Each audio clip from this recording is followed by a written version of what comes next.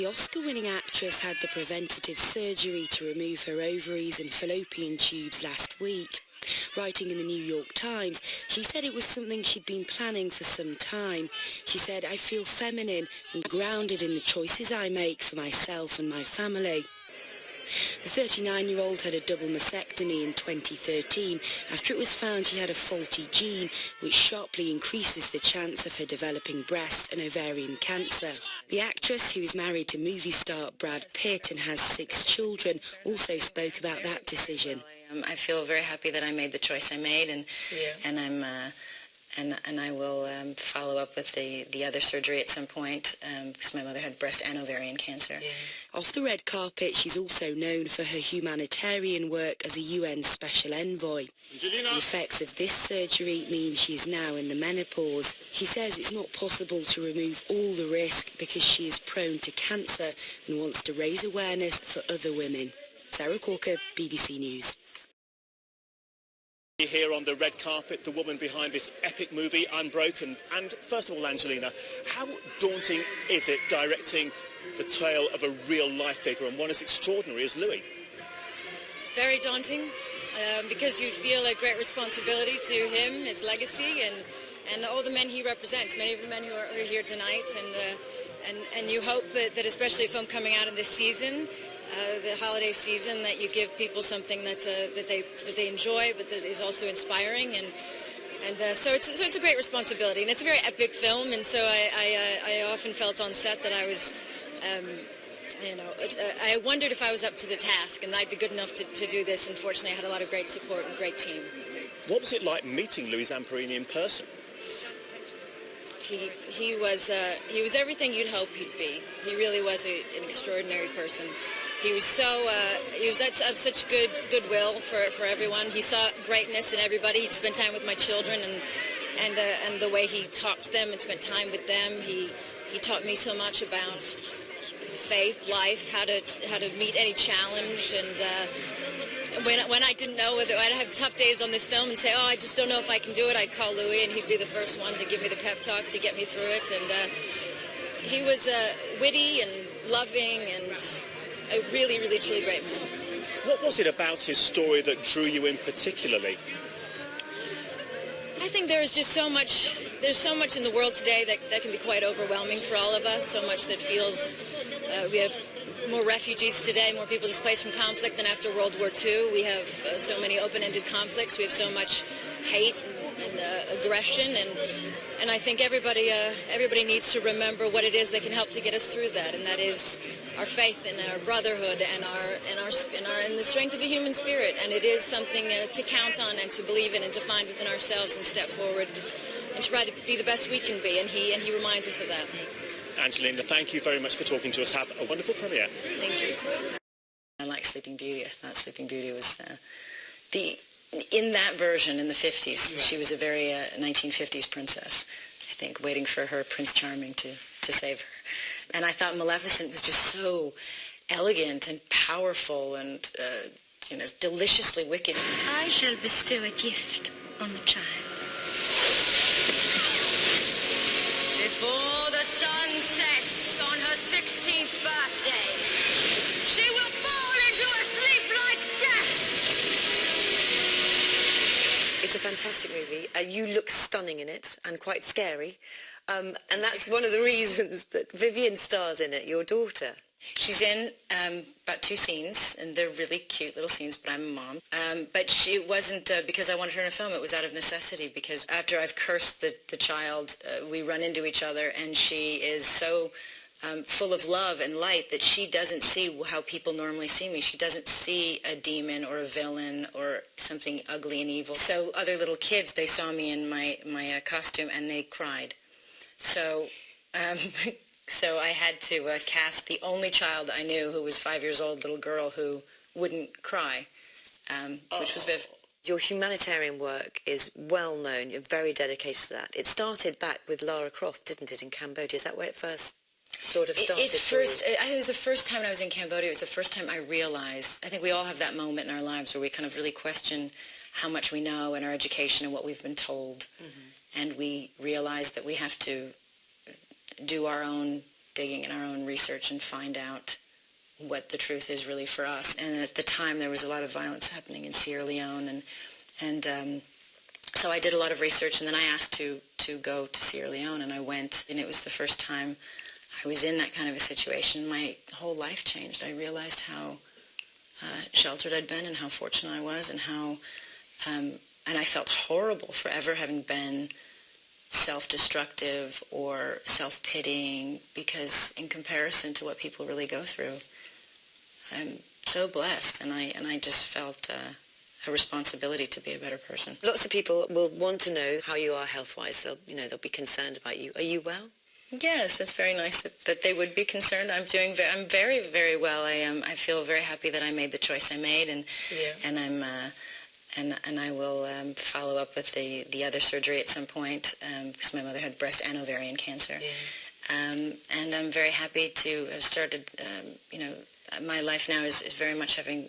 I meet so many women. We talk about these issues, and you've changed. I mean, so many people have done what must be a tough decision because of what you've done as well. Does that feel a weight on your shoulders to have inspired that, or not?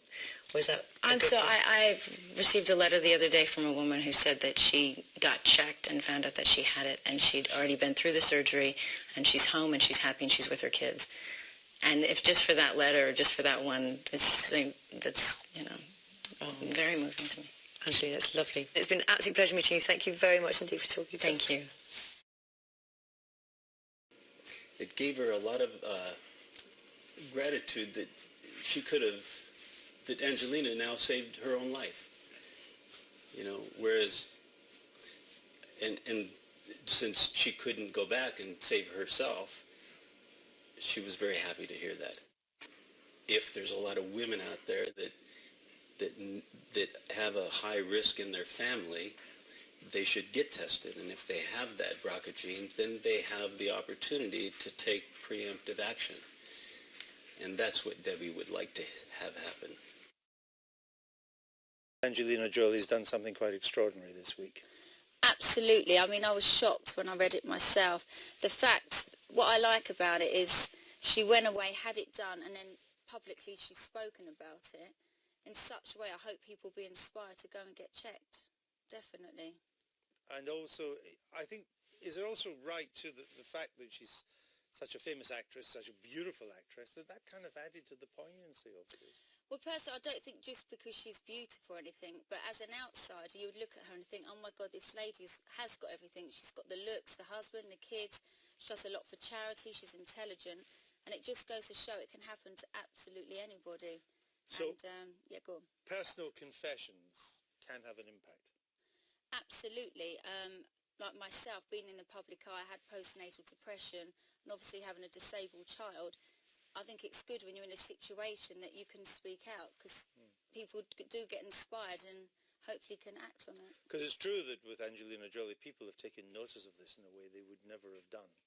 Exactly. For this global name, almost a brand. Definitely. I mean, like myself, a lot of people say, because I've had cosmetic surgery and everything, but if I was in the same situation as her, I wouldn't hesitate, I admire her. She's got a family, she's thinking of her family, her future and everything. I think it's fantastic, and I would do exactly the same thing. So, Tessa, does an act like this, does it empower women? Does it embolden women in the world? I think, I agree with Katie. I think that what she's done is dignified and very brave and very inspirational. And I think, I read her New York Times piece where she set out what had happened to her, and I was very impressed by the kind of lack of drama, the very measured way in which she described what had happened to her. But I think that, the organisations that, have got a huge amount of expertise in this would say that of itself is not enough to reduce the avoidable deaths from breast cancer. I mean, this gene, the BRCA1 gene, is actually very rare. It's about 1 in 20 of the 50,000 women who get breast cancer every year. And so it doesn't mean that just because you haven't got the faulty, as it's described, gene, you shouldn't do all the other things. Sure, no, I understand all that, but I mean, just sticking with the Angelina Jolie, the impact of that. I thought it was also interesting, Michael, the manner in which she chose to do it, which was a rather dignified article in the New York Times, not the most sensational of newspapers in the world, rather than a big TV interview on with Barbara Walters. I think the whole thing has been magnificently done. And by the way, if you look at the timetable of her engagements over the last few months, I mean, she's had to go through various stages of surgery, and in between the stages of surgery, she's been out there again at world summits, at the G8 summit, as we've seen with William Hague. I wonder if I can just raise a slightly different issue. What's happened here is that there is a gene that predicts, in her case, that she has an 87% chance of getting breast cancer or ovarian cancer. This is going to be more and more a part of our lives. More and more we're going to find genetic predictors. And more people are going to be presented with very difficult choices. I mean, in her case, she had an 87% chance. So in a way, the choice was simplified. It's going to be very tricky when people are offered 40% chances, 30% chances, 35% chances. Very tricky, but that is the world we're going to be moving into. It's interesting, though, the politicians talk about this, and public health sets out what you should do and so on. But to capture the public imagination, it often takes a major celebrity to get us talking about it. I agree, you know, politicians, they speak out and stuff, but on another way, if you are in the public eye, it can be just as powerful as a politician in that's what I think personally.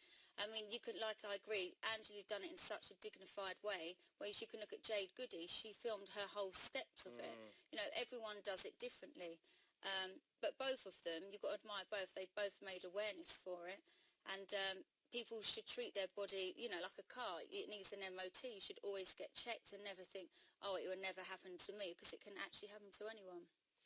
I think issue here, which is tackling taboos, because you know, there is that was a big element of her statement. Exactly, that, you know, if you have had your breasts removed, are you somehow less of a woman? Are you less attractive? And again, you see, I agree with you, Michael. I think the way, the sensitivity with which this was managed was communicating about that at every level, including that Brad Pitt had been there when she had the surgery, and, you know, was so involved in it and so forth. And then every newspaper was on its front page had a picture of her looking gorgeous. And I mean, the other thing I would just like to say, because this week is what's called Dying Matters Week, and it began with a lecture in memory of Philip Gould, who had similarly, who was a, you know, Labour Party strategist, very loved by the Labour Party, and he had also documented the last stages of his life, rather like Jade Goody. And that did, you know, the lecture on Monday night with the organisations there that are working to help people have better deaths by being able to do all the things before they die and say the things that they want to say. It's tackling those taboos. Maybe we wouldn't be having this measles outbreak at the moment if Mr. Blair had been more explicit in the height of the scandal about what he had done with his kids. No, Andrew, we wouldn't be having this measles epidemic had a rogue doctor not secured very substantial support. Sure, but Mr. Blair wouldn't come out in public and say what he had done with his children. That could have made a yeah, but if so why didn't the Prime Minister come out? Look, you cannot turn Tony Blair into the villain of the measles epidemic. I'm not turning into the villain. I'm just saying if it's so good for Angelina Jolie, which we're all agreed it is, to come out and make a public statement, here was an opportunity for a politician to do the same, and they didn't do it. All right, perhaps the difference is Angelina Jolie is an adult, and, you know, this was revelation conducted with full consent. The measles epidemic is not analogous. See, that was a rogue doctor. We like to tease her about We all Mr. like Blair. domestics, don't we? Exactly.